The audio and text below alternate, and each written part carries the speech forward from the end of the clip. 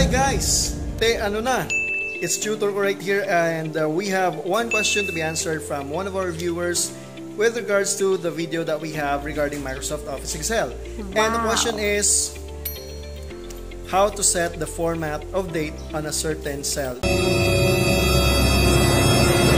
So something like that. So I will show you on how it is done through Microsoft Office Excel. And if you're new to this channel, please don't forget to hit the subscribe button and notification bell for you to be updated for the next videos that we will have in the future. So let's take a look at this.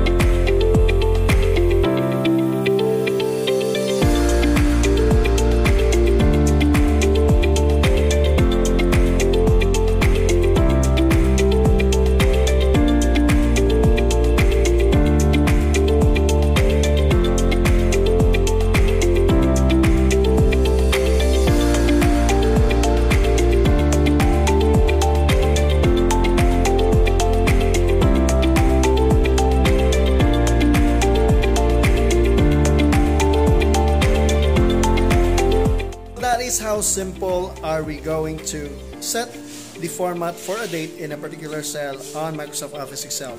And thank you for watching this video. Have a great day and keep safe.